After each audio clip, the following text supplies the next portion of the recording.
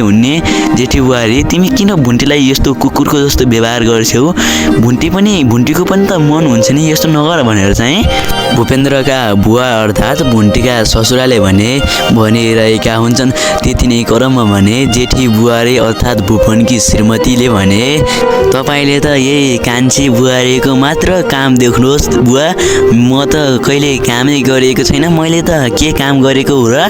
तपाईँ यही कान्छी बुहारीको काम देख्नुहोस् भनेपछि भने यति बेला भूपेन्द्रका बुवा अर्थात् भुन्टीका ससुराले भने म बुझ्छु तिमीले पनि धेरै काम गरिरहेकी थियौ, यत्रो वर्ष यही घरको लागि त तिमी विदेश बसेकी थियौ, तर म बुझ्छु तर काम गरे भन्दैमा भुन्टीलाई पनि यस्तो व्यवहार त गर्नु भएन नि, बरु भुन्टीलाई सिकाउन तिमी काम, भुन्टीले मानिहाल्छिन् नि भनेर चाहिँ उनले भनिरहेका छन्। र भूपनकी श्रीमती अर्थात् ठुलो दाइकी श्रीमती भने त्यहाँबाट रिसाएर गइरहेकी थिइन्। त्यति नै क्रममा भने यति बेला भूपेन्द्रका बुवा अर्थात् भुन्टीका ससुराले भने बुहारी तिमीसँग कुरा गर्नु छ, एकैछिन तल आऊ त भनेर चाहिँ उनीहरू कोठाभित्र जान्छन्।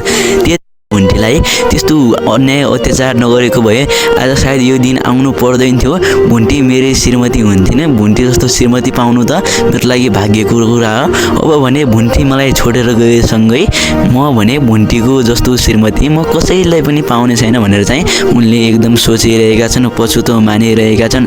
तर भुन्टी भने एकदमै दुखी भइरहेका छन्।